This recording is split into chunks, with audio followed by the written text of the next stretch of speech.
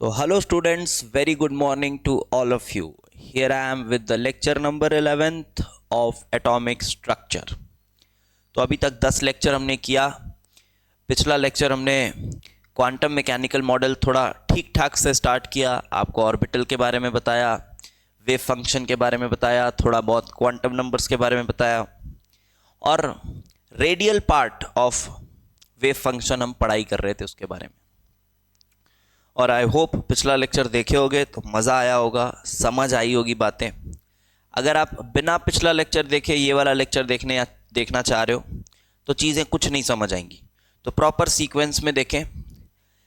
इस लेक्चर के बाद एक और लेक्चर हम करेंगे, that will be lecture number 12 and that will be the end of complete atomic structure. ठीक है, तो इतना ही आपको करना है। जो प्रॉब्लम्स हैं आपको बनाना है। आप अगर हमारे कोर्सेज में एनरोल्ड हैं तो आपको मॉड्यूल दिया गया है, तो आपको बस उसी मॉड्यूल को फॉलो करना है। हर चैप्टर के लिए उसी मॉड्यूल को फॉलो करना है अगर आप हमारे 26 वाले कोर्स में हैं तो। ठीक है, तो जो भी बच्चे हमारे पास अभी नए ज्वाइन किए, I would like to tell them about our ChemIIT app. ये ऐप आप इंस्टॉल कर सकते हो बेटा, लिंक आपको डिस्क्रिप्शन बॉक्स में मिलेगा। इसमें आपको कोर्सेज मिलेंगे for JEE 2025 and JEE 2026 students. तो आप अपनी प्रिपरेशन बहुत अच्छे तरीके से कर सकते हैं। अगर आप सीरियस JEE एस्पिरेंट हैं, आपके लिए ये बेस्ट प्लेटफॉर्म है अपनी केमिस्ट्री इम्प्रूव करने के लिए। 2025 के स्टूडेंट्स के लिए ये सभी कोर्सेज थ्योरेटिकली कंप्लीट हो चुके हैं और प्रॉब्लम सॉल्विंग लेक्चर्स फिलहाल 500 प्लस क्वेश्चंस अपलोड हो चुके हैं और अब हमारी कोशिश यही है कि इसको हम 1000 प्लस प्रॉब्लम्स का टारगेट करें। तो अगर आप मेरे लेक्चर्स प्लस ये प्रॉब्लम्स करते हैं along with JEE PYQs, you will be through. तो आप प्रिपेयर्ड हो जाएंगे, कोई भी single double triple digit rank लाने के लिए आप बिल्कुल प्रिपेयर्ड हो जाएंगे अगर आप बस ये प्रोसेस फॉलो कर लेते हैं, this and after that JEE advance PYQs and whichever test series you want to join, सभी कर लीजिए। सब सेम है, बहुत कंफ्यूज मत रहिए, जो करना है कर लीजिए। सब एक ही तरह के क्वेश्चन है, एक ही तरह के लेवल है। आपको जो ज़्यादा प्राइस एफिशिएंट लगे आप कर सकते हैं। ठीक है, बट ये आप में JEE एडवांस की स्किल डेवलप करने के लिए ये इनफ है। जिन बच्चों ने थ्योरी कहीं से कर ली है उनको सिर्फ प्रॉब्लम सॉल्विंग चाहिए, तो ये प्रॉब्लम्स का एक्सेस डिटेल्ड वीडियो लेक्चर्स के साथ आपको complete problem solving separate course में मिल सकता है। Now for JEE 2026 students, this is the best possible course in India. Yes, best possible course in India, and I really mean it when I say this. complete chemistry JEE 2026 के लिए बहुत मेहनत करी जा रही है। complete 27 मंथ्स का हमारा ये कोर्स है जिसमें लाइव क्लासेस होते हैं MWF 5 o'clock plus sometimes Sundays को थोड़ी एक्स्ट्रा क्लास कभी कभी ली जाती है, सिलेबस को जब थोड़ा ट्रैक में लाना होता है। ऑल्दो सिलेबस बहुत अच्छे से चल रहा है, स्मूथली चल रहा है। हमने अभी मोल concept, concentration terms, redox, equivalent concept, titration, atomic structure complete, periodic properties complete और केमिकल बॉन्डिंग के भी 2-3 लेक्चर कर लिए। ठीक है, तो बहुत ही स्मूथली सिलेबस चल रहा है। till 15th of January 2025 we will complete entire class 11th in very detail के साथ 15th January तक entire class 11th complete हो जाएगा with some topics of class 12th as well। कुछ 12th के टॉपिक्स मैं केमिकल बॉन्डिंग में पढ़ाता हूँ, कुछ 12th के टॉपिक्स में आइसोमेरिज्म में पढ़ाता हूँ, जैसे ऑप्टिकल आइसोमेरिज्म कुछ लोग 12th का टॉपिक कहते हैं, बट हम वो सभी चीज़ों को इसमें पढ़ेंगे 11th में।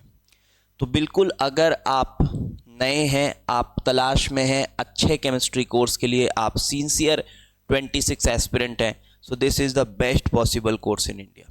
तो आप इसमें आ सकते हैं और बहुत अच्छे से हमारे साथ 2 साल प्रिपरेशन कर सकते हैं। ठीक है, चलिए तो शुरू करते हैं बेटा हमारा लेक्चर नंबर 11। और ये सबसे मज़ेदार लेक्चर होता है जब हम radial part of wave function के और ग्राफिकल एनालिसिस करते हैं। ठीक है, और नेक्स्ट क्लास में 12th लेक्चर में एंगुलर पार्ट के बारे में पढ़ाई करेंगे and that will be the last lecture. तो प्रीवियस क्लास में क्या बताया था सर आपने? तो देखिए प्रीवियस क्लास में मैंने आपको आर आर वर्सेस आर का कर्व बताया था और इसके लिए आप आर आर का जो जनरल इक्वेशन है उसका इस्तेमाल कर रहे थे अलग अलग ऑर्बिटल के लिए। फिर एन एल की वैल्यूज़ आप अलग अलग डाल के चेक कर रहे थे, यहाँ तक हमने किया था। और साथ में मैंने ये भी बताया था कि ये जो ग्राफ है इसके नीचे लिखोगे, ग्राफ हमने बनाया था शायद लास्ट, आई होप हमने 2p 3d 4f के 3 ग्राफ्स मतलब एक ही ग्राफ बनाया था 2p 3d एंड 4f के लिए। आफ्टर दैट हम 3p 4d 5f के लिए बनाए थे। शेप बताया था मैंने सेम होगा, हाँ स्केलिंग करोगे न्यूमेरिकली देखोगे तो आगे पीछे होगा, वो बात अलग है, उससे हमको लेना देना नहीं है, शेप सेम होगा। बट अब आगे लिखेंगे कि ये जो ग्राफ्स हैं but these graphs have no significance, इनका कोई सिग्निफिकेंस नहीं है, ये तो बस एम्पलीट्यूड बता रहे होते हैं। लेकिन अब जो हम बनाने वाले हैं वो बनाने वाले हैं R R square versus R का graph, R R square versus R का ग्राफ। और ये ग्राफ का सिग्निफिकेंस है, क्या सिग्निफिकेंस है आई विल टेल यू। ये जो ग्राफ हम बनाने वाले हैं R R square versus R, इसका सिग्निफिकेंस है, बिल्कुल है। तो बेटा कर्व कैसे बनेगा वो पहले देखना है, R R square versus R. तो टॉपिक डालो R R square versus R के कर्व। तो 1s के लिए जैसा आर का कर्व बना था R R square versus R, जैसे आर आर वर्सेस आर बना था 1s के लिए, ये भी वैसा ही होगा, शेप तो वैसे ही होगा, हाँ न्यूमेरिकली थोड़ा चेंज होगा बट शेप तो वैसा ही होगा, स्क्वायरिंग करने पे फर्क पड़ेगा नहीं। आप 1/r का ग्राफ बनाए क्योंकि इन्वर्सली प्रोपोर्शनल था ना एक्सपोनेंशियली, तो भाई अगर आर स्क्वायर भी कर दोगे न्यूमेरिकली थोड़ा फर्क पड़ेगा बट वेरिएशन तो इसी तरह से आएगा। लेकिन जब आपने यही ग्राफ 2s के लिए बनाया था तो याद करो 2s के लिए कैसा बना था। 2s के लिए एक r की वैल्यू थी जहां पर आर आर 0 हो रहा था, देखिए कॉपी चेक करिए अपना। तो हमने ऐसा देखा था कि ऐसा आता था, ये कट करता था फिर नीचे आता था, तो इस पॉइंट पे कट करता था है ना, उस पॉइंट पे आर आर 0 होता था। This was for R R versus R, this was for R R versus R, इसके लिए ऐसा था। यहां पर हम आर आर स्क्वायर कर रहे हैं तो क्या होने वाला है, कुछ नहीं, बहुत आराम से जो नेगेटिव आर आर का पोर्शन है, ऑब्वियसली आप जब आर आर का स्क्वायर कर दोगे तो फिर आर आर स्क्वायर की वैल्यू नेगेटिव तो नहीं हो सकती ना, वैल्यू नेगेटिव नहीं हो सकती, बस ये जो नेगेटिव वैल्यू है बस इसी को ऊपर उठा देना है, बस यही फर्क है ग्राफ में, यही ऊपर उठ जाना है। अगर आप R R square versus R बनाते हो नेगेटिव नहीं हो सकता बिकॉज, तो चलिए यहां पर प्लॉट करिए R R square versus R का ग्राफ, तो वो ऊपर ही उठ जाएगा सिर्फ like this. So this is for 2s। 3s के लिए बनाना है, ये नोट करते जाइए फटाफट, ये 2s के लिए हो गया, ये टच नहीं करेगा उधर वाला। For 3s R R square versus R, for 3s it will be like this, ये 2 बार टच करेगा, 1 2, ध्यान रखना लम्स का साइज छोटा होता जाएगा, पीछे भी छोटा ही हो रहा था आर आर वर्सेस आर में भी, यहां भी लम्स का साइज छोटा ही होता जाएगा। फिर बना लीजिए 2p, उसके लिए तो सेम ही बनेगा 2p 3d and 4f। R R versus R का कैसे बना था चेक करो। अब इसमें ये तीनों के लिए जो ग्राफ हमने बनाया था ओरिजिन से शुरू हुए थे और उन्होंने कभी भी आर आर स्क्वायर को काटा नहीं था, यानी कि ये एक्स एक्सिस को काटा नहीं था, आर आर कभी 0 नहीं हुआ था, यहां भी नहीं होगा। तो बस जैसे 1s का सेम दिख रहा था ना, जैसे 1s के लिए आर आर और R R square versus R same ही दिख रहा था शेप, यहां भी सेम ही दिखेगा शेप, न्यूमेरिकली अलग होगा। उसके बाद लास्ट एक बना लीजिए, R R square versus R for 3p for 4d for 5f। इसको बनाएंगे, एक बार टच करेगा like this this. I hope ये आसानी से समझ आ गया होगा। बट अब जो मेन बात आती है, मुद्दे की बात, वो ये है कि यार सिग्निफिकेंस क्या है। आपने सर कहा कि इसका सिग्निफिकेंस होता है, आर आर वर्सेस आर वाले ग्राफों का सिग्निफिकेंस नहीं था, बट इसका सिग्निफिकेंस होता है। तो सर ये भी तो बताओ क्या सिग्निफिकेंस होता है। हाँ जी, देखिए क्या सिग्निफिकेंस होता है, बता रहे हैं, बड़े ध्यान से सुनिएगा तो आराम से समझ आ जाएगा। ये बताओ, अभी तक हमने यही देखा कि साई स्क्वायर का सिग्निफिकेंस होता है, यही देखा। और साई क्या होता है, आर आर का function multiplied by the function of theta phi, that is the angular part. Do not forget this, क्योंकि वो साथ में ही होता है। खैर अभी हम पढ़ सिर्फ आर आर वाले पार्ट को रहे हैं, बट वो साथ में ही होता है साई के। अब बताओ, अभी आप क्या जानते हो, किसका सिग्निफिकेंस होता है? आप साई का सिग्निफिकेंस होता है ऐसा तो नहीं बोलते हो, आप बोलते हो साई स्क्वायर का सिग्निफिकेंस होता है। तो मेरे भाई साई स्क्वायर अगर आप करोगे तो ये एक्चुअली में R R square into F theta phi square ऐसा लिखेगा। तो अब ये बताओ, अगर आर आर स्क्वायर जीरो हो जाए, अगर आर आर स्क्वायर जीरो हो जाए तो फर्क नहीं पड़ता कि एंगुलर पार्ट क्या है, कुछ भी हो फर्क नहीं पड़ता एंगुलर पार्ट क्या है, कुछ भी हो इसकी वैल्यू तो जीरो ही हो जानी है। तो इसका मतलब क्या है, when R R is zero, when R R square is zero, जब ये वैल्यू जीरो हो जाएगी तब साई स्क्वायर भी जीरो हो जाएगा। दैट मीन्स उस पॉइंट पे probability density zero, probability density zero. समझ गए बात? प्रोबेबिलिटी डेंसिटी जीरो है, इलेक्ट्रॉन के प्रेजेंट होने की प्रोबेबिलिटी यूनिट वॉल्यूम पे जीरो है। समझ पा रहे हो? तो क्या निकल कर आएगा इससे? इससे ये निकल कर आएगा कि जब भी आर आर स्क्वायर जीरो है, देखो मान लो 3p ऑर्बिटल के लिए इस डिस्टेंस पर, एक बार में एक ही ऑर्बिटल सोचना है ना, सभी नहीं सोचना है। 2s लेके दिखाता हूं, पहले 2s लेके दिखाता हूं। ये वाला ग्राफ बना था 2s के लिए, किधर बना था, ये बना था 2s के लिए। This was for 2s orbital. तो 2s ऑर्बिटल के लिए आप देखो, ये वाले डिस्टेंस पर आर आर स्क्वायर जीरो हो रहा है। ये डिस्टेंस कौन सा है? ये वाला डिस्टेंस, ये r। इस डिस्टेंस पर आर आर स्क्वायर जीरो हो रहा है। इसका मतलब इस डिस्टेंस पर जितने भी पॉइंट्स हैं, जितने भी पॉइंट्स हैं उनमें प्रोबेबिलिटी डेंसिटी जीरो है, या फिर आप ऐसा बोल लो उसमें प्रोबेबिलिटी ऑफ इलेक्ट्रॉन जीरो है।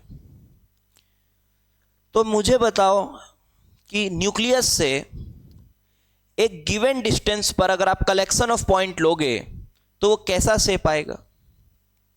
न्यूक्लियस से गिवन डिस्टेंस पर 3 डायमेंशनली आप अगर गिवन पॉइंट्स का कलेक्शन लेते हैं तो बताइए वो कलेक्शन कौन सा शेप बनता है उससे।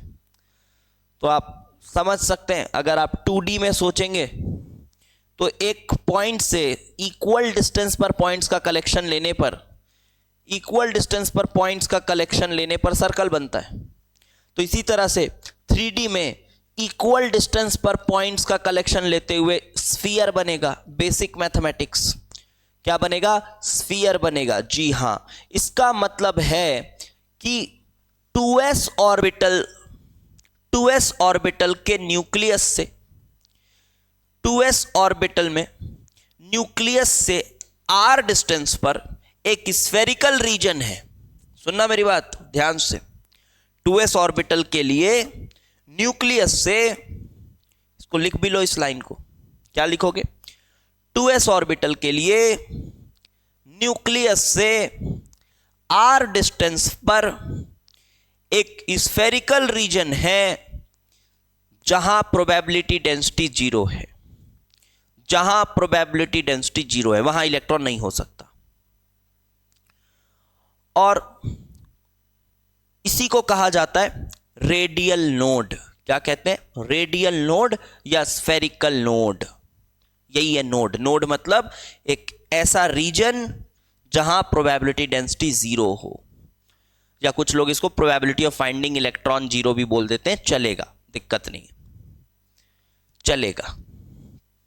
लिख लिए बात? तो सिग्निफिकेंस समझ आ गया इस ग्राफ का। तो अगर मैं आपको 2s ऑर्बिटल का शेप बताऊं तो ये कुछ ऐसा शेप होना चाहिए। 2s ऑर्बिटल देखो, जब मैं 2s बनाऊंगा तो उसके अंदर 1s इमेजिन नहीं करना है, एक बार में एक ही ऑर्बिटल इमेजिन होगा। आप अगर सोचो मैं 1s भी बना दूं, 2s भी बना दूं, फिर उसी में 2p भी बना दूं, सर अब इमेजिन करके बताओ, नहीं हो पाएगा, पिक्चराइज नहीं कर सकते। एक बार में एक ही ऑर्बिटल सोचना पड़ेगा। तो अपने से ज्यादा दिमाग लगाने की जरूरत नहीं है। तो एक्चुअली में अगर हम देखें तो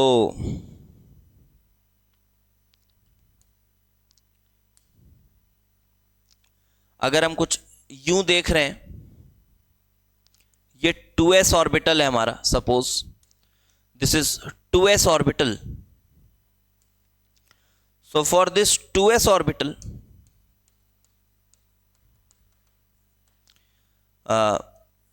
this is suppose the axis and this is the nucleus.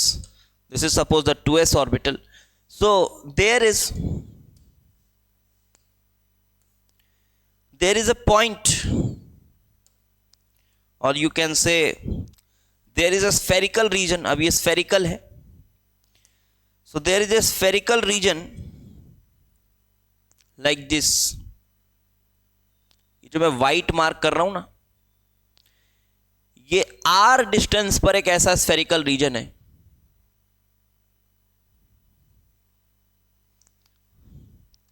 ये एक स्फेरिकल रीजन है जहां पर इलेक्ट्रॉन नहीं है। मतलब इलेक्ट्रॉन यहां है, या है बोलने का मतलब है यहां होने की प्रोबेबिलिटी है, यहां भी होने की प्रोबेबिलिटी है। असल में बताऊं तो यहां भी होने की प्रोबेबिलिटी है बट वो कम है। कल बताया था ना पिछली क्लास में, वहां भी होने की प्रोबेबिलिटी है बट कम है, 90% से कम है, इसलिए उसको हम रीजन में बाउंड नहीं करते, बट प्रोबेबिलिटी तो वहां भी है। तो सोचो मेरी बात, यहां भी है बट यहां नहीं है। तो फिर अगेन आप इसको जब पिक्चराइज करने की कोशिश करोगे तो ये आप नहीं कर पाओगे।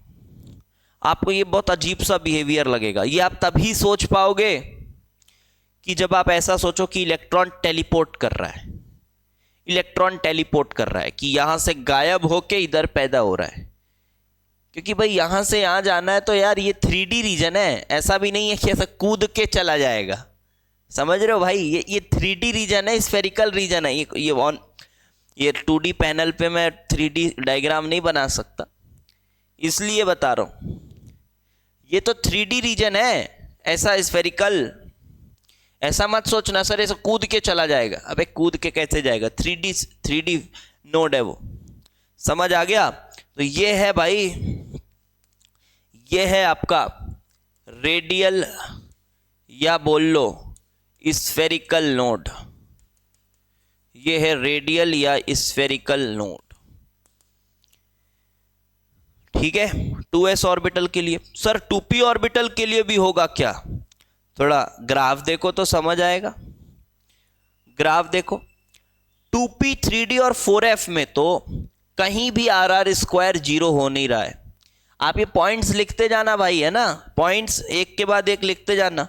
2s ऑर्बिटल का शेप बना लो पहले ऐसा, ये बीच में ऐसी बना लो, बोलो ये रेडियल स्फेरिकल नोड है, ये डिस्टेंस ये r, वो जो r मैंने मार्क किया था ग्राफ में वो ये डिस्टेंस है r। अब सुनो, अब जब आप ये देखोगे अगला 2p 3d 4f, आप देख लीजिए किसी भी r डिस्टेंस पर r स्क्वायर जीरो नहीं हो रहा, तो इसके लिए लिखो नो रेडियल नोड्स।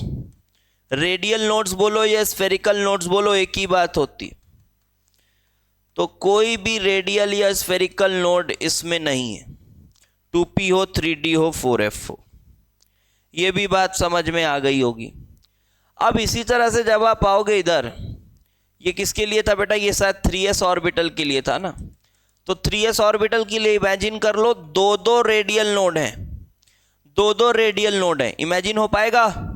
हो जाएगा। सिर्फ 3s बनाओगे तो हो जाएगा। ऐसे सोचो, एक ये 3s ऑर्बिटल है, ये 3s ऑर्बिटल है, और इसमें बीच में दो ऐसे रीजन्स हैं। इमेजिन कर लो, दो रीजन है, एक ये r डिस्टेंस पर, r1 डिस्टेंस पर, एक ये r2 डिस्टेंस पर। ये दो रीजन है जहां इलेक्ट्रॉन नहीं है, और बाकी अंदर भी है, बाहर भी है, हर जगह इलेक्ट्रॉन है। बस यही स्फेरिकल रीजन है जहां पर इलेक्ट्रॉन के होने की प्रोबेबिलिटी 0 है, और इसको हम रेडियल नोड कह रहे हैं। Now what about 3p orbital? Just have a look at this 3p or 4d or 5f. I will give you just the visualization of 3p orbital, फिर बाकी आप समझ लीजिएगा। अब 3p ऑर्बिटल का शेप कैसा है, सुनिएगा, मजेदार है थोड़ा। 3p ऑर्बिटल का शेप कैसा है? तो आप बोलोगे सर वो तो थोड़ा अलग शेप था, डम्बल शेप था। चलिए, तो मैं बना रहा हूं, ये डम्बल शेप था, ठीक है, ये डम्बल शेप था। 3D में बनाया मैंने, थोड़ा छोटा बड़ा बन गया, इग्नोर करिए, इमेजिन करने के लिए काफ़ी है। तो ये हमने डम्बल शेप बनाया, इसके अंदर ये मैंने इलेक्ट्रॉन क्लाउड भर दिया, मान लीजिए ये मैंने इलेक्ट्रॉन क्लाउड भर दिया, यहाँ भी, यहाँ भी। अब इसमें थोड़ा बच्चों को इमेजिन करने में दिक्कत होती है, बोलते हैं अरे यार ये कैसे होगा, ऐसा वैसा। समझ आएगा अभी, देखो सुनो, हमारे साथ पढ़ोगे बेटा सब समझ आएगा। और इधर अगर सो कॉल्ड जेई के मास्टर लोगों के साथ पढ़ोगे ना, तो आधी से ज़्यादा बातें आपको उड़ा दी जाएंगी, आपको पता भी नहीं चलेगा। क्यों नहीं पता चलेगा? बिकॉज आप लोग खुद ही स्टूडेंट हो यार, आपको थोड़ी ना सब्जेक्ट का ज्ञान है, आपको सही गलत का बहुत अच्छा ज्ञान थोड़े ना, आपको जो जैसा पढ़ा दे आप मान लेते हो। अब सुनो इधर, यहाँ पर भी एक स्फेरिकल नोड है। सर यहाँ कैसे स्फीयर बनेगा, ये तो खुद स्फीयर नहीं है। अबे ये खुद स्फीयर नहीं है, बट यहाँ भी तो प्रोबेबिलिटी होती है, ये सब पॉइंट्स में भी तो इलेक्ट्रॉन की प्रोबेबिलिटी है, ये सब पॉइंट्स में भी तो इलेक्ट्रॉन की प्रोबेबिलिटी है। पढ़े हो ना पिछला लेक्चर अच्छे से? यहाँ भी इलेक्ट्रॉन की प्रोबेबिलिटी है, बट प्रोबेबिलिटी कैसी है? थोड़ी कम है, थोड़ी कम है, तो रीजन में नहीं ले रहे। तो भाई अगर मैं एक ऐसा स्फेरिकल रीजन बना दूं, ये देखो एक ऐसा स्फेरिकल रीजन बना दूं, have a look at this. ये देखिए, ये r डिस्टेंस पर, ये मान लीजिए r डिस्टेंस है, इस r डिस्टेंस पर एक ऐसा स्फेरिकल रीजन ये बना। तो इस पूरे रीजन में इलेक्ट्रॉन के होने की प्रोबेबिलिटी 0 है, इस पूरे रीजन में 0 है। सर यहां तो बहुत कम थी, अरे कम थी, अब 0 है मान ले भाई, ये 0 है मान लो, ये 0 है, इधर भी 0 है, इधर भी 0 है। तो एक्चुअली में अगर 3p दिखाना हो, एक्चुअल रिप्रेजेंटेशन कैसा होना चाहिए पता है? एक ब्रोकन डंबल होना चाहिए, बीच में ना ऐसा ऐसा धारियां होनी चाहिए इसमें। इमेजिन कर पा रहे हो? बीच में ये ऐसे कटा हुआ होना चाहिए, और अच्छे से दिखा देता हूं, ऐसा ऐसा कुछ होना चाहिए। It should be like this, yes it should be like this. This is the true representation of 3p orbital, ऐसा होना चाहिए। और यहां 0 है, बट वो हमारे बाउंड्री प्लॉट में ही नहीं आ रहा था, क्योंकि प्रोबेबिलिटी आजू बाजू सबकी वैसे भी 90% से कम थी, तो इसलिए उसको इग्नोर करो, इसको इमेजिन करो थोड़ा। सो this is the true representation of 3p orbital. ये भी बात आपको बहुत रेयर लोग बताएंगे, सभी नहीं बता पाते। तो ट्रू रिप्रेजेंटेशन ऑफ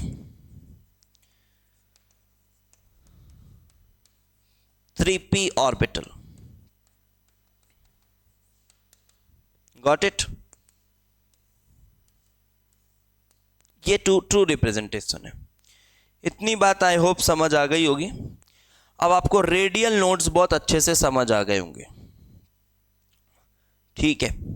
और अब हमको पढ़ना है बहुत ही इम्पॉर्टेंट टॉपिक, और ये एक ऐसा टॉपिक है जो अगर आप सच में समझे तो आपको ये औरों से बहुत अलग बनाएगा, क्योंकि ये टॉपिक मैक्सिमम लोग ढंग से पढ़ा भी नहीं पाते, क्योंकि पता ही नहीं होता है कि ये ग्राफ है क्यों, कौन से ग्राफ जो अब हम पढ़ने वाले हैं, इसका यूज केस नहीं पता होता लोगों को। हाँ, कॉपी में ग्राफ बना रहता है, नोट्स में ग्राफ रहता है, तो बस वो ग्राफ बनवा दिए, मैथमेटिकली बता दिए क्या है, बट एक्चुअली इसका कंक्लूजन क्या है वो सब पता नहीं होता।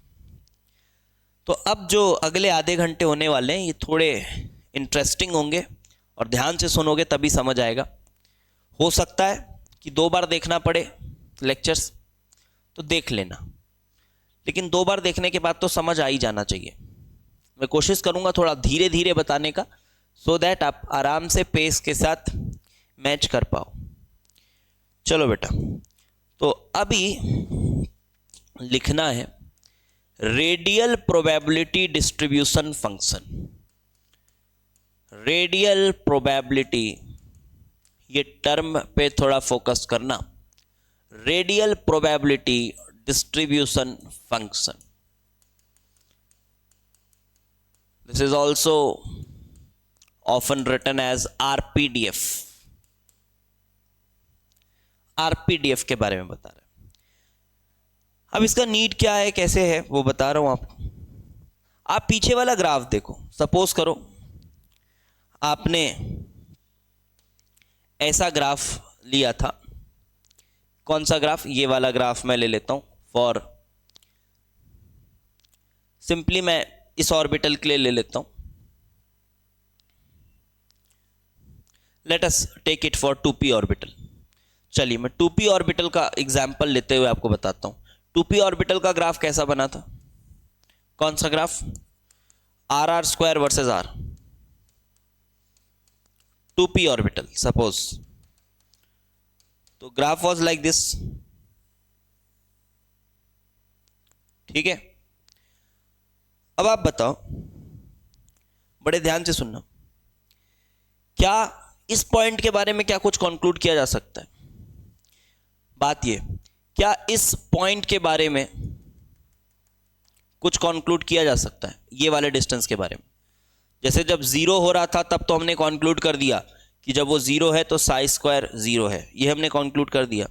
बट क्या इस डिस्टेंस के बारे में कुछ कंक्लूड किया जा सकता है? आर, इसको कुछ कंक्लूड किया जा सकता है क्या? आर डैश बोल देता हूं, या जो चाहो आप बोल दो क्या है। तो आप बोल सकते हैं कि हाँ सर, इस डिस्टेंस पर आर स्क्वायर की वैल्यू मैक्सिमम है। ठीक है, मान लिया मैंने, इसकी वैल्यू मैक्सिमम है, आर स्क्वायर की वैल्यू मैक्सिमम है। तो इससे क्या कुछ पता चल रहा है? इससे क्या कुछ पता चल रहा है? अब आप बोलोगे कि सर देखो, आर स्क्वायर की वैल्यू मैक्सिमम है, साई स्क्वायर क्या होता है? R square into F theta phi square, यही होता है। तो अगर सर ये वैल्यू मैक्सिमम है तब तो ये भी मैक्सिमम होगा, ये वैल्यू मैक्सिमम है तो ये भी मैक्सिमम होगा। लेकिन यहां एक कंडीशन है, यहां एक कंडीशन है। जी हां, यही चीज समझने लायक है। यहां लोग क्या कंक्लूड कर देते हैं, यही गलती होती है। यहां लोग कंक्लूड कर देते हैं कि आर डिस्टेंस पर, ये जो आर डैश डिस्टेंस पर प्रोबेबिलिटी ऑफ इलेक्ट्रॉन सबसे ज्यादा है, ये कंक्लूड कर देते हैं प्रोबेबिलिटी ऑफ इलेक्ट्रॉन सबसे ज्यादा है। लेकिन बेटा आप समझो इस बात को, ये तभी हो सकता है, ये तभी हो सकता है जब ये फिक्स हो। समझ पा रहे हो? ये फिक्स हो, ये फिक्स हो तभी हो सकता है ऐसा। आप एक गिवन एंगल आपको फिक्स करना पड़ेगा, थीटा फाई की गिवन वैल्यू पे ही हो सकता है। इसको फिक्स करोगे तभी आप ये कंक्लूड कर सकते हो, थोड़ा मैथमेटिकली सोचो, तभी आप ये कंक्लूड कर सकते हो कि ये मैक्सिमम है तो ये भी मैक्सिमम है। अदरवाइज आप नहीं बोल सकते कुछ। अगर इसको मैं चेंज करता जाऊं, इसको मैं चेंज करता जाऊं तो हो सकता है ये मैक्सिमम हो, जिस डिस्टेंस पर ये मैक्सिमम हो उसी डिस्टेंस पर ये मैक्सिमम ना हो, क्योंकि मैं इसको चेंज करता जाऊं। और आप सोचो गिवन डिस्टेंस पर ये तो चेंज होता ही रहेगा, क्योंकि गिवन डिस्टेंस में क्या है, मेरी बात को समझो थोड़ा ध्यान से। गिवन डिस्टेंस जब मैं कहता हूं, ये इमेजिन हो गया तो सब हो जाएगा, मैं बोल रहा हूं गिवन डिस्टेंस, तो ये गिवन डिस्टेंस है, एक स्फेरिकल सरफेस बनेगा गिवन डिस्टेंस पर। और आप देखो इस स्फेरिकल सरफेस के हर एक पॉइंट पर अगर आप पॉइंट चेंज करते जाओगे ना, इस स्फेरिकल सरफेस के हर एक पॉइंट पर थीटा फाई की वैल्यू बदलती जाएगी, थीटा फाई की वैल्यू बदलती जाएगी। सोचो इस पॉइंट पे थीटा फाई क्या है, ये थीटा है और ये फाई है, यही था। अब यही इस पॉइंट पे आ जाओ, इमेजिन करो इस पॉइंट पे आ जाओ, ये देखो अब यहां थीटा बदल गया, अब यहां थीटा बदल गया और यहां फाई भी बदल गया, ये देखो। अब आप इस पॉइंट पे आ जाओ, इस पॉइंट पे देखो यहां भी थीटा बदल गया, ये इधर आ गया, तो यहां पे ऐसा ज्वाइन करोगे तो फाई भी बदल गया। इमेजिन हो पा रहा है? तो बोलना क्या है, बोलना ये है भाई, लिखो लिखो मेरी बात को लिखो तो समझ में आएगा। So here we can conclude, अभी आरपीडीएफ में बताऊंगा क्या है, पहले ये तो लिखो। We can conclude that psi square is maximum when at distance r dash rr square is maximum only when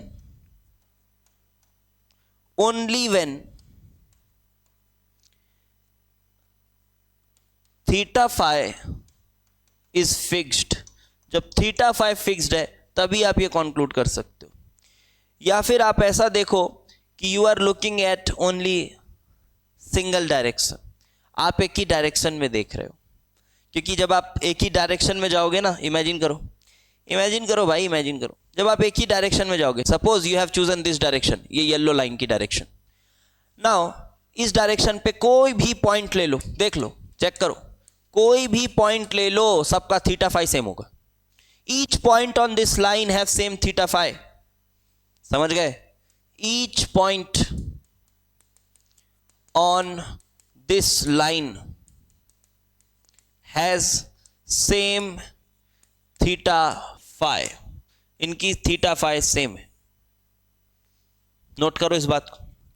तो इसका मतलब आप ये तभी बोल सकते हो कि प्रोबेबिलिटी ऑफ इलेक्ट्रॉन मैक्सिमम है, प्रोबेबिलिटी ऑफ इलेक्ट्रॉन मैक्सिमम है इस डिस्टेंस पर, इस ग्राफ का मदद से आप तभी बोल सकते हो जब थीटा फाई फिक्स हो। थीटा फाई फिक्स हो मतलब एट अ गिवन डायरेक्शन, ये लाइन यहां ऐड करना बहुत जरूरी है, is fixed, that is for a given direction, for a given direction.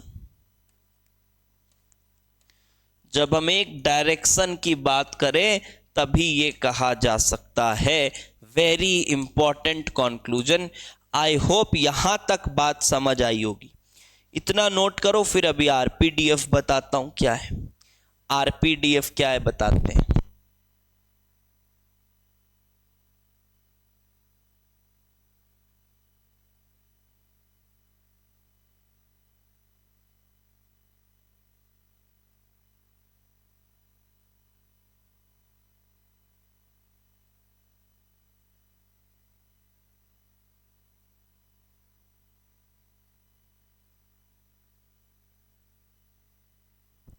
चलो, तो अब आरपीडीएफ फंक्शन क्या है। अब सोचो, अगर मैं कोई एक ऐसा फंक्शन ले आऊं,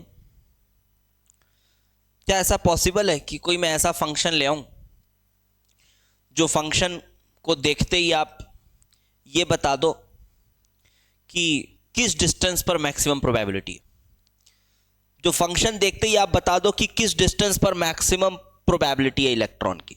ऐसा फंक्शन पॉसिबल है? सर ये वाला तो था, अरे भाई ये वाला था, मैक्सिमम डिस्टेंस पर नहीं बता रहा, इसमें कंडीशन लग गई ना कि भाई एक ही डायरेक्शन में जाओगे तो बता सकता है, फॉर अ गिवन डायरेक्शन ही बता सकता है। जी हाँ, फॉर अ गिवन डायरेक्शन ही बता सकता है। सर तो एक बात यहां पे हमको समझ नहीं आई, वो क्या बात है बताते हैं, एक कंफ्यूजन है बताते हैं।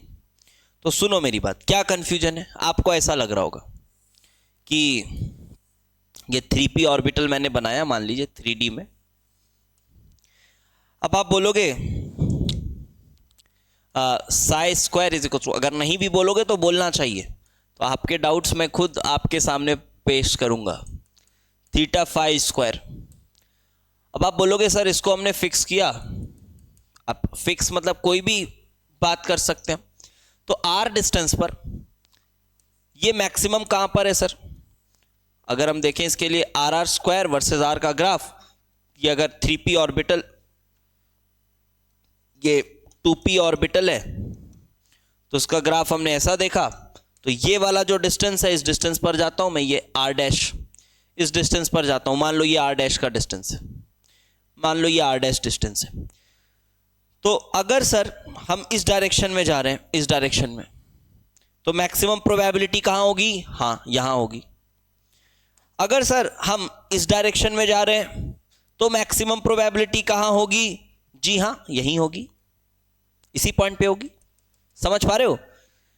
समझ पा रहे हो? क्योंकि आप मेरी बात को समझो, जब आप इस डायरेक्शन में जा रहे हो, जब आप इस डायरेक्शन में जा रहे हो, आपने ये फिक्स कर दिया, आपने ये फिक्स कर दिया। अब आपसे पूछा जाए कि बताओ इस डायरेक्शन में किस पॉइंट में, बिकॉज ये सभी पॉइंट्स, ये जो येलो डॉट्स बना रहा हूं मैं, ये जो येलो पॉइंट्स बना रहा हूं मैं, ये सभी पॉइंट्स पर, ये सभी पॉइंट्स पर थीटा फाई फिक्स है, तो बताओ साई स्क्वायर मैक्सिमम कहां होगा? तो साई स्क्वायर मैक्सिमम वहीं होगा जहां आर स्क्वायर मैक्सिमम है, साई स्क्वायर मैक्सिमम वहीं होगा जहां आर स्क्वायर मैक्सिमम है, और आर स्क्वायर मैक्सिमम तो इसी पॉइंट पर है।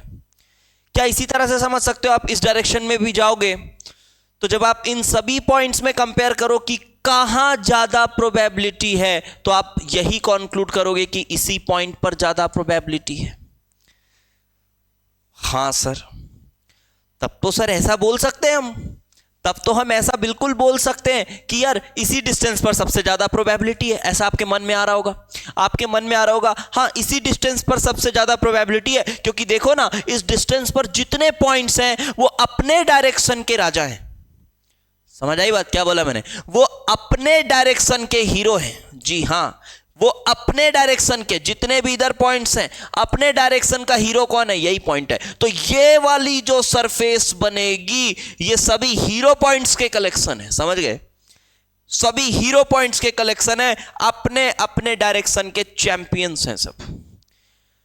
तो यार चैंपियंस का कलेक्शन है, मतलब सर अब ये तो मत बोलो आप कि ऐसा तो कंक्लूड कर ही सकते हैं ना कि यहां पे प्रोबेबिलिटी मैक्सिमम होगी, तो ये लो सर ये भी तो बोल सकते हैं कि आर डिस्टेंस पर प्रोबेबिलिटी मैक्सिमम होगी।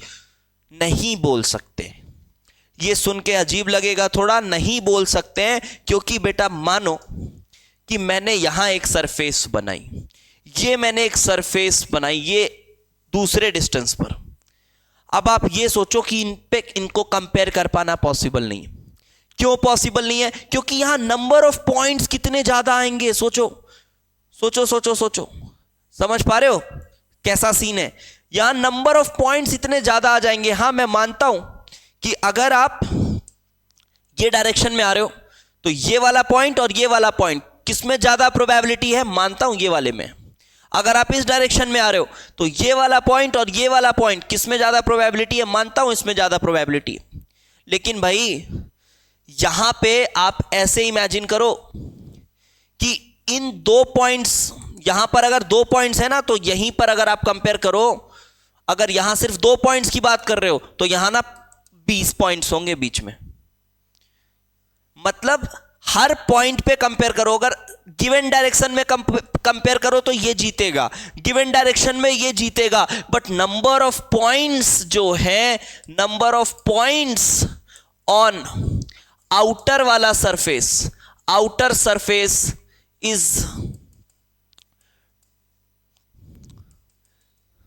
Number of points on outer surface is more, और अगर नंबर ऑफ पॉइंट्स ज्यादा है, शायद ये कलर दिख नहीं रहा है, मैं फिर से लिख देता हूं, लिख लो, number of points on outer surface is more, तो number of points outer surface में ज्यादा है, तो इसलिए अभी भी हम ये नहीं कंक्लूड कर पा रहे। समझ गए बात? बड़ा इंपॉर्टेंट कॉन्सेप्ट है। अगर कोई आपसे ये बोल दे कि यार आर डैश डिस्टेंस पर, तो क्या बोलना है, आर डैश डिस्टेंस पर प्रोबेबिलिटी ऑफ इलेक्ट्रॉन मैक्सिमम है क्या, 2p ऑर्बिटल की, 2p ऑर्बिटल की प्रोबेबिलिटी, इलेक्ट्रॉन की प्रोबेबिलिटी मैक्सिमम है क्या? आपको बोलना है हां, अगर आप एक डायरेक्शन में बात कर रहे हो तो मैक्सिमम है। लेकिन अगर आप बोल रहे हो कि आर डिस्टेंस पर या आर डैश डिस्टेंस पर प्रोबेबिलिटी मैक्सिमम है, तो वो नहीं कहा जा सकता, कांट बी कंपेयर्ड।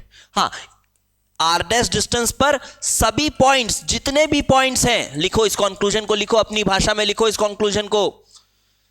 हां, आर डैश डिस्टेंस पर जितने भी पॉइंट्स हैं वो सभी अपने डायरेक्शन के राजा हैं। अपने डायरेक्शन में सबसे ज्यादा प्रोबेबिलिटी उन्हीं पॉइंट्स की है, अपने डायरेक्शन में।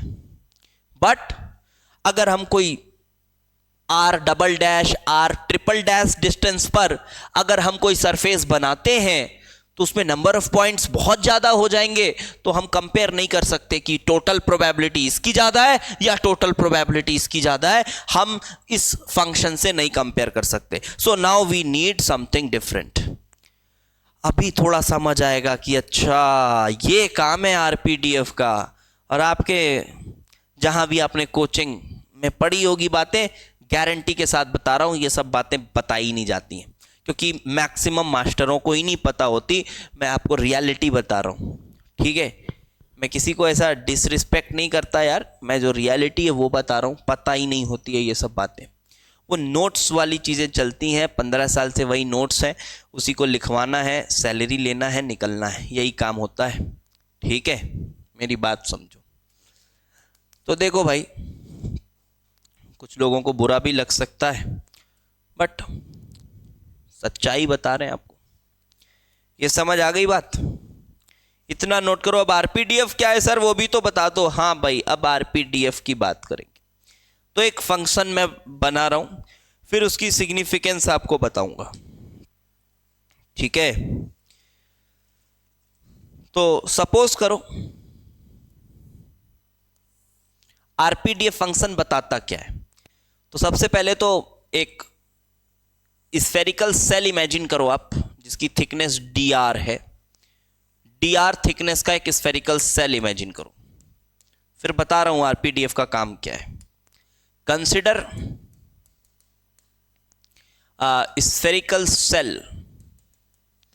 spherical cell of dr thickness from nucleus at a distance of r, at distance r distance पर एक dr थिकनेस का स्फेरिकल सेल इमेजिन किया, ठीक है? अब ये बताओ कि इसका वॉल्यूम क्या होगा सेल का। वॉल्यूम ऑफ स्फेरिकल सेल, तो वॉल्यूम क्या होता है, surface area 4πr² multiplied by thickness, यही होता है वॉल्यूम।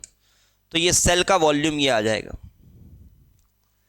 अब मेरी बात को सुनना, इंटरेस्टिंग पॉइंट आएगा। तो ये वॉल्यूम है। अगर मैं ये बताऊं Sai square into 4π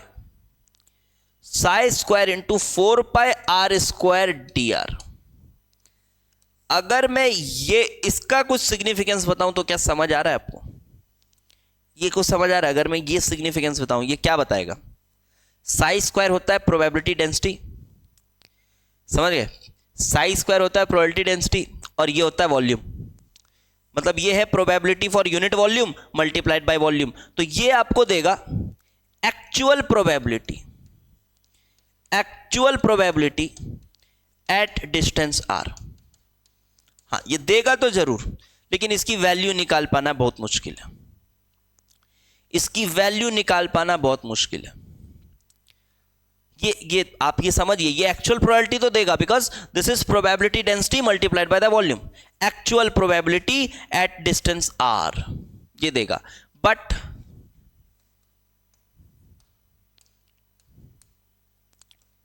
it's not possible to determine this value.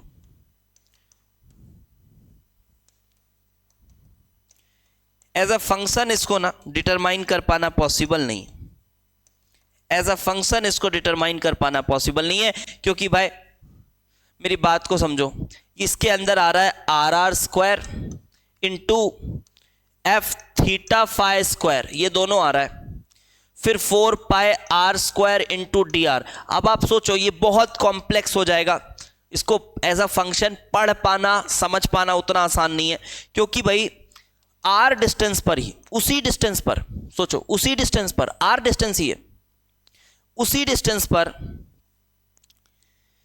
ये जो चीज है ना ये हर बार चेंज होता जाएगा।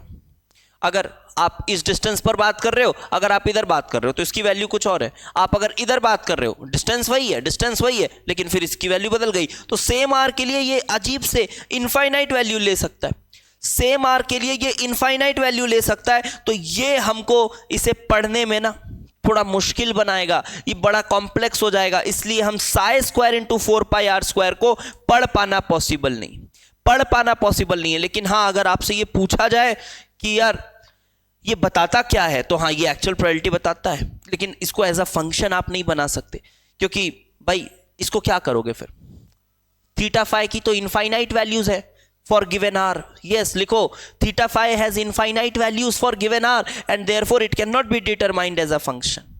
इसको एज अ फंक्शन नहीं लिख सकते। तो अब समझो, पूरा ग्रेजुअली बता रहा हूं कैसे कैसे चीजें हुई होंगी। इसको अब एज अ फंक्शन नहीं लिख सकते, तो अब हमें इसे हटाना पड़ेगा, इसे हटाना पड़ेगा। तो इसको हटाएंगे तो क्या बचेगा, इसको हटाएंगे तो क्या बचेगा, हटाएंगे तो बचेगा R R square into 4 pi R square into D R. अब ये क्या बता रहा है, ये क्या बता रहा है, देखो अभी एक बार में बताऊं मैं तो इसका कोई खास सिग्निफिकेंस नहीं समझ आएगा आपको, लेकिन हां कहीं कहीं इसका सिग्निफिकेंस होता है। मेरी बात सुनना, मेरी बात सुनना, सिग्निफिकेंस भी समझाऊंगा अच्छे से। पहले तो ये फंक्शन लिख लिया मैंने, यही है आरपीडीएफ, यही है आरपीडीएफ फंक्शन। ये क्या बता रहा है, ये बता रहा है डिस्टेंस आर पे, क्या मैं ऐसा बोल सकता हूं, क्या ये बता रहा है कि आर डिस्टेंस पर इलेक्ट्रॉन की प्रोबेबिलिटी कितनी है, आर डिस्टेंस पर जो स्फेरिकल सेल है उसमें इलेक्ट्रॉन की प्रोबेबिलिटी कितनी है, क्या ये बता रहा है, नहीं। क्योंकि प्रोबेबिलिटी बोलना है, अगर आपको प्रोबेबिलिटी बोलना है तो आपको साई स्क्वायर यूज करना पड़ेगा, और वो आप कर नहीं सकते, क्योंकि फॉर अ गिवन आर आपके पास इनफाइनाइट वैल्यूज हैं थीटा फाई के, आपके पास इनफाइनाइट वैल्यूज हैं थीटा फाई के, इसलिए आप नहीं बोल सकते। आपने उसको हटाया और ये लिखा। अब इसको क्या बोला जाता है सुनो। सो दिस फंक्शन, सिग्निफिकेंस समझना, this function tales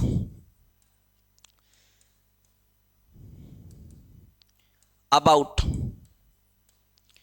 radial probability. जी हां, ये टर्म यूज कर रहा हूं मैं, बोल्ड लेटर्स में लिख रहा हूं, radial probability, radial probability of electrons in a spherical cell, in a spherical cell of dr thickness at a distance r, at a distance r from the nucleus, from the nucleus, from the nucleus at a distance of r. This function tells about the radial probability. जी हाँ, ये जो term लिखा हुआ है इसको मैं थोड़ा highlight कर रहा हूँ। अब आपके मन में आ रहा होगा कि इसका मतलब क्या है सर, ये रेडियल प्रोबेबिलिटी का मतलब तो बताओ थोड़ा।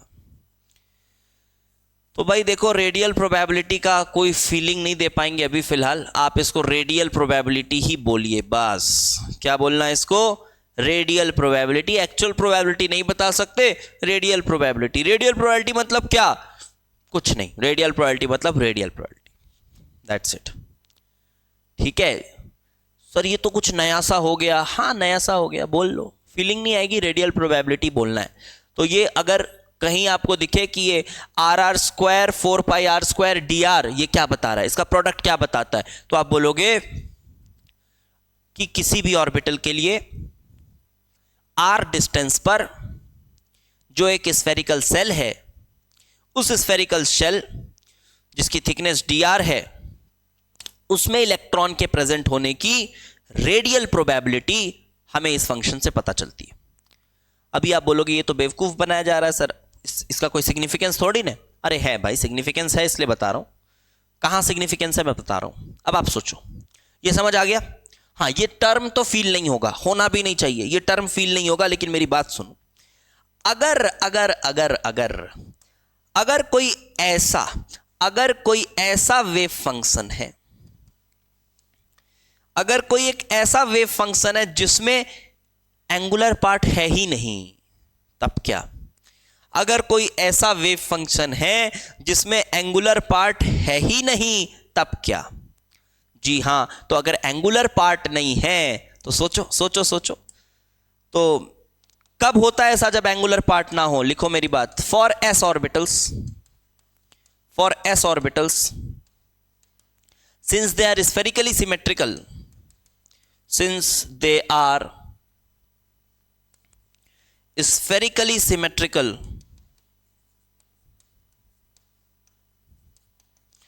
since वो स्फेरिकली सिमेट्रिकल हैं, angular part F theta phi is absent. हाँ, अब समझ आ गया सर, एंगुलर पार्ट एब्सेंट है, मतलब इसका साय कैसा होता है? इसका साय बस आर आर की तरह होता है, यही होता है इसका साय। तो अगर मैं यहां पर लिखता हूं तो मैं ये बोल सकता हूं साई स्क्वायर आर स्क्वायर बराबर होता है, तो क्या मैं ये बोल सकता हूं कि R R square 4 pi R square D R is actually same as psi square 4 pi r square dr? Yes, it's true for s orbitals. For s orbitals it is true. ऐसा लिखा जा सकता है, r r square 4 pi r square dr is equals to psi square 4 pi r square dr. ये बिल्कुल बोला जा सकता है।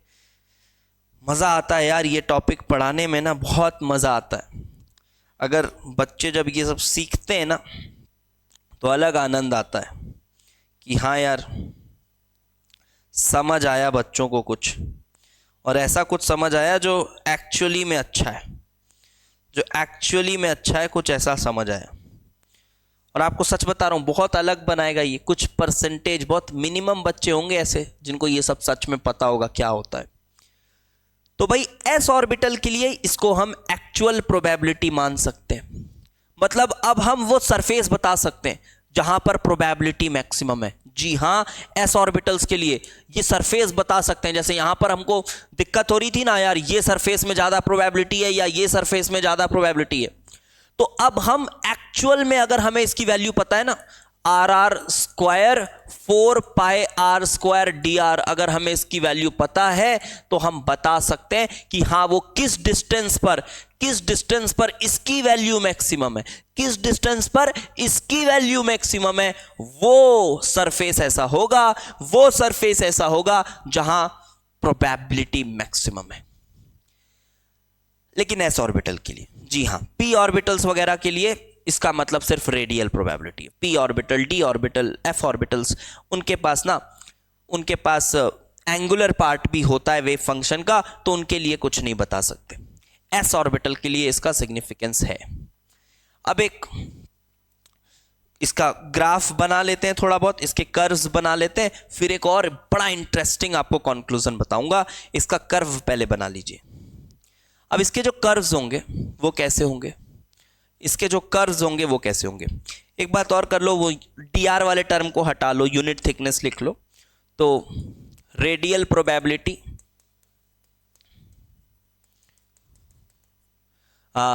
At a spherical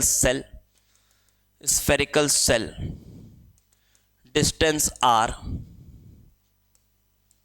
unit thickness. Unit thickness का मतलब क्या हो गया, अब dr को आपने 1 कर दिया, ठीक है, dr 1 कर दिया।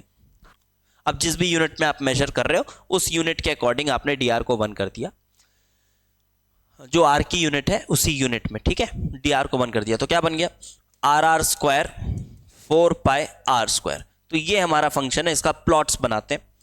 तो जब आप इसका प्लॉट्स बनाओगे बेटा तो कैसा दिखेगा ये, तो एक्चुअली में आर स्क्वायर जैसा ही प्लॉट रहेगा। जब आप आर स्क्वायर जैसा ही प्लॉट रहेगा तो वही जनरल इक्वेशन यहां भी यूज होगा, लेकिन इस बार ना ये 4 पाई आर स्क्वायर वाला टर्म भी मल्टीप्लाई हो जाएगा। दिस वर्सेस आर का ग्राफ बनाना है। तो याद करो याद करो याद करो, सुनना मेरी बात सुनना, क्या डिफरेंस आएगा बता रहा हूं मैं। अब इसके लिए use the same general equation as we did, लेकिन इसमें ये मल्टीप्लाई होकर साथ में एक फंक्शन बना हुआ है। ये साथ में एक फंक्शन बना हुआ है, इसको आरपीडीएफ बोल रहे हैं, इसको हम आरपीडीएफ फंक्शन बोल रहे हैं। तो भाई जैसे 1s ऑर्बिटल 2s ऑर्बिटल उनके जो ग्राफ्स बनाते थे आप, जब आप उनके ग्राफ्स बनाते थे आर स्क्वायर वर्सेस आर, वो हमेशा ऊपर से शुरू होते थे। याद आ रही है, 1s ऑर्बिटल हो, 2s ऑर्बिटल हो, 3s ऑर्बिटल हो, कुछ भी हो, ये ऊपर से शुरू होते थे। हाँ वो काटते थे फिर वो बात अलग है, बट वो शुरू ऊपर से होते थे। लेकिन अभी फॉर एवरी ऑर्बिटल मेरी बात सुनना, for every orbital whether it is 1s 2s 2p कुछ भी हो, for every orbital when r is equals to 0 it is quite obvious that rpdf is also 0. When r is equals to 0 rpdf is also equal to 0. It's quite obvious because this is simply एक r square से multiply हुआ है, तो आरपीडीएफ भी 0 होगा। मतलब every graph, so each plot will start from origin. Yes, each plot will start from origin.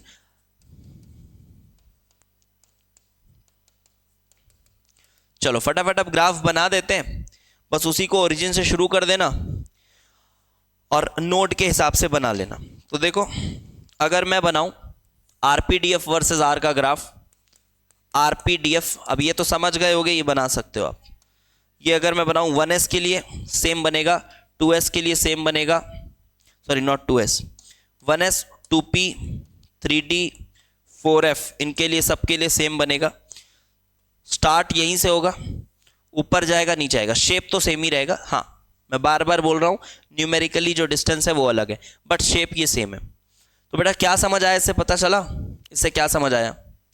Suppose 2p के लिए बना हुआ है, तो 2p के लिए आप बोलोगे ये डिस्टेंस के, या फिर ये, अगर शेप सबके लिए सेम आएगा। फॉर पर्टिकुलर अगर मैं बात करूं, अगर ये 2p के लिए है तो आप क्या बोलोगे, आप ये बोलोगे 2p ऑर्बिटल में, ऐसे इमेजिन ऐसे करोगे, 2p ऑर्बिटल के लिए अगर ये डिस्टेंस है 2p के लिए, तो r डैश डिस्टेंस पर, अब वो डिस्टेंस कहीं भी हो सकता है, ठीक है, वो डिस्टेंस कहीं भी हो सकता है।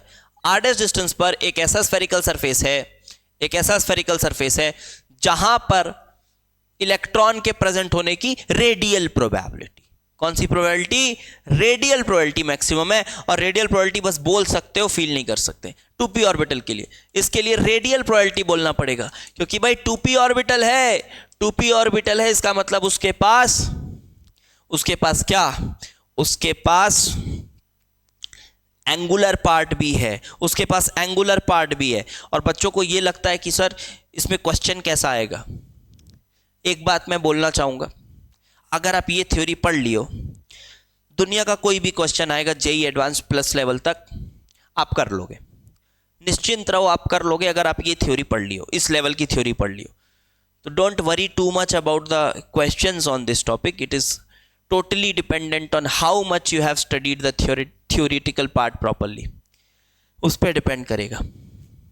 लेकिन यही सेम ग्राफ अगर मैं इमेजिन कर लूं फॉर 1s के लिए बना हुआ है, हाँ तो अब मैं बता सकता हूं कि इस डिस्टेंस पर 1s के लिए अगर बना हुआ है यही ग्राफ, तो मैं बता सकता हूं कि हाँ इस डिस्टेंस पर एक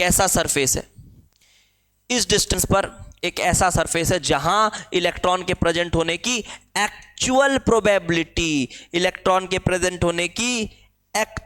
प्रोबेबिलिटी मैक्सिमम है। एक्चुअल प्रोबेबिलिटी बता सकता हूं मैं मैक्सिमम है, अगर 1s या कोई भी s ऑर्बिटल की बात हो रही हो। समझ आई बात? कोई भी s ऑर्बिटल की बात हो रही। इसी तरह से अगर मैं 2s 3p इनके लिए बनाऊं तो कैसा बनेगा? 2s 3p इनके लिए बनाऊं तो कैसा बनेगा? rpdf versus r, rpdf versus r। तो बेटा ये ना ग्राफ ऐसा बनेगा, इसमें हाइट बढ़ती जाएगी, ये भी आपको याद होना चाहिए, मैथमेटिकली निकल कर आएगा। ये बनाया मैंने, 2s हो या 3p हो या फिर 4d हो या 5f हो, इनके लिए शेप ऐसा आएगा। सर 3s के लिए कैसा आएगा? 3s के लिए 3 हो जाएंगे, 3s के लिए 3 हो जाएंगे। तो अगर आप चाहते हैं 3s हो, 4p हो, 5d हो, 6f हो, इनके लिए कैसा बनेगा? तो आप इनके लिए ऐसा बनाएंगे, 1 2 3 एंड सो ऑन, ये आगे बढ़ता जाएगा। समझ गए बात? तो इसमें रेडियल प्रोबेबिलिटी मैक्सिमम कहां है? इनमें से कोई भी ऑर्बिटल के लिए इस डिस्टेंस पर, क्योंकि इस डिस्टेंस पर आरपीडीएफ मैक्सिमम है।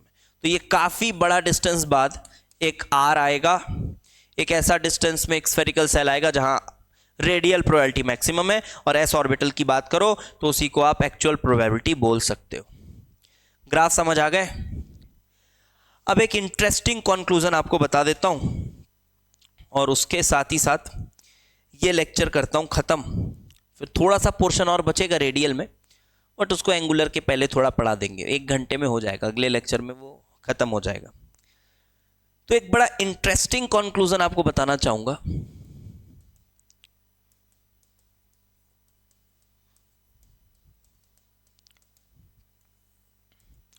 बड़ा इंटरेस्टिंग कंक्लूजन ये है कि जब हम उसकी बात करते हैं ना 1s ऑर्बिटल की, सपोज करो for hydrogen atom 1s orbital का मैं RR लेता हूं, जो भी फंक्शन था आपको पता है वो RR लेता हूं, और मैं अगर RR स्क्वायर 4πr², इसका जब मैं मैक्सिमा निकालता हूं, इसका जब मैं मैक्सिमा निकालता हूं, मैक्सिमा कैसे आता है पता है ना?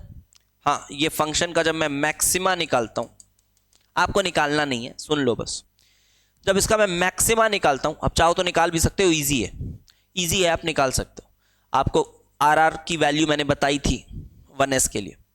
जब इसका मैक्सिमा निकालता हूं कैसे करके, d/dr ऑफ RPDF, अगर इसको 0 करूंगा तो मैक्सिमा आ जाएगा, तो R मैक्स की वैल्यू आ जाएगी। आपको पता है R मैक्स की वैल्यू क्या आती है?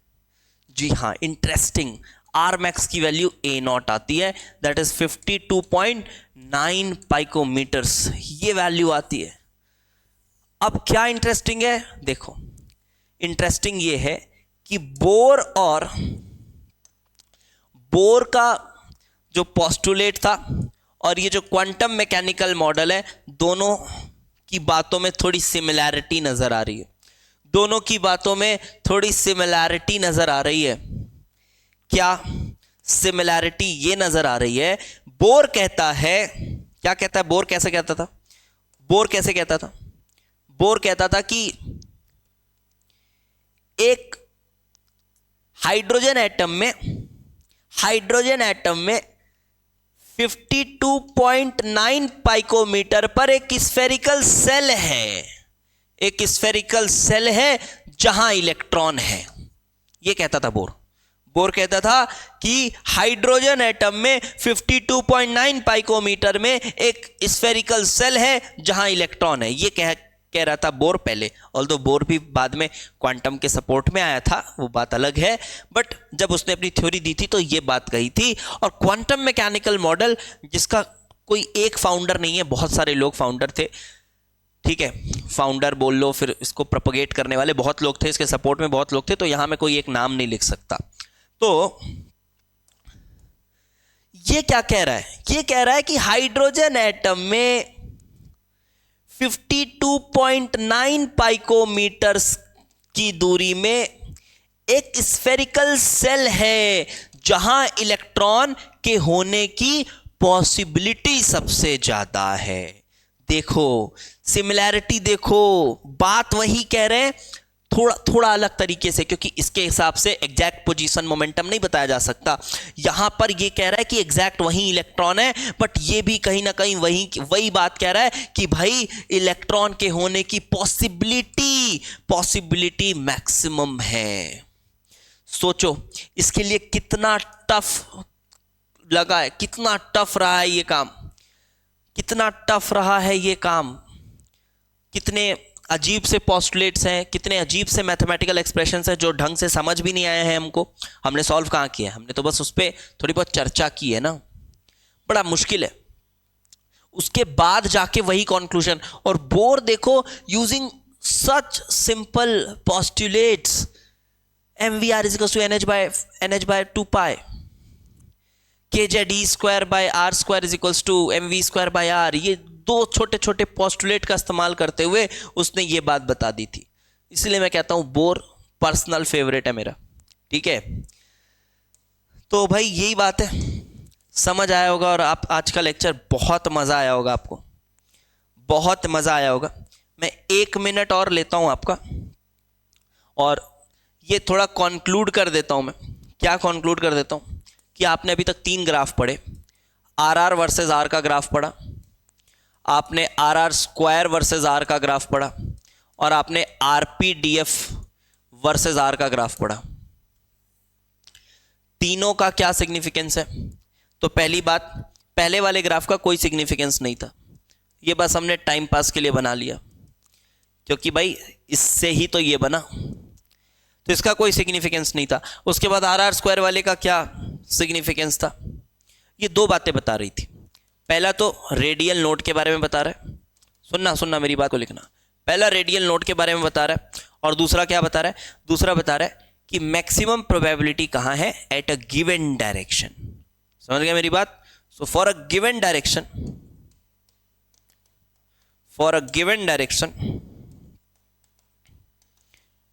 at what distance psi square is maximum, ये बात भी बता रहा है। But for a given direction, ये बात important, at a distance R नहीं बता पा रहा है। और ये क्या बता रहा है? ये बता रहा है, इसका सिग्निफिकेंस ये हुआ कि at distance R spherical shell है, वो तो होगा ही, और dr थिकनेस का या यूनिट थिकनेस का, तो उस पर इलेक्ट्रॉन की रेडियल प्रोबेबिलिटी बता रहा है, रेडियल प्रोबेबिलिटी बता रहा है, which can be treated like actual probability. लिख लो आगे, which is actual probability for s orbital electron, तो ये रहा आपका लेक्चर नंबर 11। थोड़ी बहुत बातें इसमें और मैं आगे करूंगा, फिर मैं एंगुलर पार्ट शुरू करूंगा। मोस्ट प्रोबेबली अगले लेक्चर में चीज़ें खत्म हो जाएंगी। और ये जो लेक्चर होता है ये बेस्ट लेक्चर होता है एटॉमिक स्ट्रक्चर का, मेरा पर्सनल फेवरेट लेक्चर होता है ये, जहाँ मैं आपको ये चीज़ें पढ़ाता हूँ, RPDF फंक्शन से लेकर ये ग्राफ। और अगर आपने ढंग से ये पूरा लेक्चर देखा है, आप प्लीज़ कमेंट करके जाएं अपना व्यू। एक बार में नहीं समझ आया तो प्लीज़ आप 2 बार देखें, समझ आएगा और बहुत मज़ा आएगा। ठीक है, आप ज़रूर अपना व्यू कमेंट करा करिए कि यार समझ आया है या अच्छा लगा है, तो उससे मुझे और नए नए चैप्टर्स आपको यहाँ यूट्यूब पर पढ़ाने में मोटिवेशन मिलती है। जैसा कि मैंने कहा है, जनरल ऑर्गेनिक केमिस्ट्री इसके बाद हम पढ़ेंगे फिर से, तो बिल्कुल जनरल ऑर्गेनिक केमिस्ट्री ऐसे ही टॉप नॉच लेवल पे यूट्यूब पर पढ़ाया जाएगा। और फिर से अगर आपको कंप्लीट कोर्सेज करने हैं हमारे साथ इसी लेवल की चीज़ें, तो आप बिल्कुल समय वेस्ट ना करें, आप अभी आ जाएं। 25 एस्पिरेंट हैं, ये कोर्सेज आप ले लें। सिर्फ प्रॉब्लम सॉल्विंग चाहिए तो सिर्फ प्रॉब्लम सॉल्विंग ले लीजिए, प्रॉब्लम्स भी टॉप नॉच लेवल के कराते हैं, ये कर लीजिए। और अगर 26 एस्पिरेंट हैं, डोंट मिस दिस, मैं बार बार ये कह रहा हूँ, don't miss out on this. ये तो आपको करना है, बहुत अफोर्डेबल, कंप्लीट 2 साल में बिल्कुल डिटेल्ड चैप्टर्स के साथ, प्रॉपर सीक्वेंस में, प्रॉपर टॉपिक का सीक्वेंस, आपको जो बेस्ट सीक्वेंस पॉसिबल है वो कराया जाता है। किसी किताब की ज़रूरत नहीं पड़ती, थ्योरी के लिए कोई किताब की ज़रूरत नहीं, जो नोट्स हैं मोर देन इनफ है, आप ये बात समझ लीजिए। तो बिल्कुल आप स्टार्ट कर सकते हैं हमारे साथ अपनी preparation, and don't wait for कि सेल आएगा तब लेंगे, इंडिपेंडेंस डे सेल आएगा, ये आएगा। मैं बता दूं, अगर आप नए हैं, हमारे प्लेटफॉर्म में सेल नहीं चलती है, प्राइजेज़ ऑलरेडी बहुत अफोर्डेबल रखे गए हैं।